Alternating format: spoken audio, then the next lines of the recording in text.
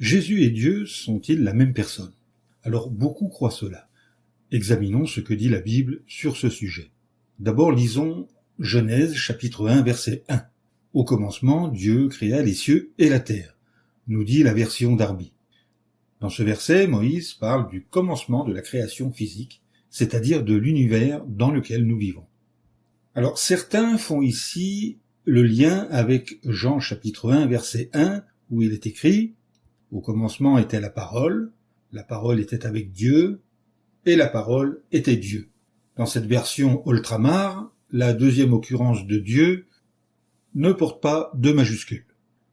Nous lisons dans ce verset que la parole était, c'est-à-dire qu'elle existait déjà quand la création physique a commencé. Cela veut-il dire que la parole et l'unique Dieu sont la même personne? Non. En premier lieu, parce que la suite du verset nous dit que la parole, c'est-à-dire Jésus, était avec Dieu. La parole est donc un Dieu, c'est-à-dire un être puissant qui a l'attribut de la divinité, comme le sont les anges par exemple. Alors vérifions ceci, en lisant le psaume chapitre 8 verset 5. Tu te mis aussi à le faire, c'est-à-dire l'homme, un peu inférieur à ceux qui sont semblables à Dieu. Dieu, c'est-à-dire Elohim en hébreu. Dans ce verset, ceux qui sont semblables à Dieu, les Elohim, ce sont les anges. Alors vérifions ceci dans la version David Martin.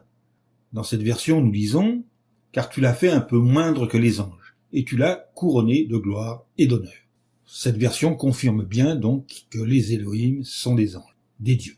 Deuxièmement, la parole, c'est-à-dire Jésus, a eu elle-même un commencement. Comment le savons-nous? Eh bien, lisons Colossiens chapitre 1 verset 15.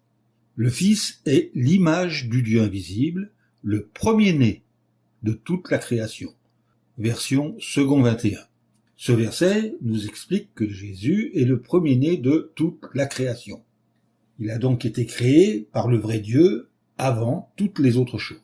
Maintenant, lisons Colossiens chapitre 1 verset 17.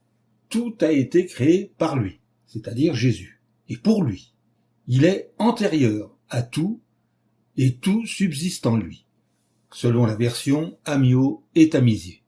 Comme l'indique ce verset, par la suite, le vrai Dieu a confié à Jésus la responsabilité de créer tout le reste, c'est-à-dire les anges, l'univers, les humains, etc.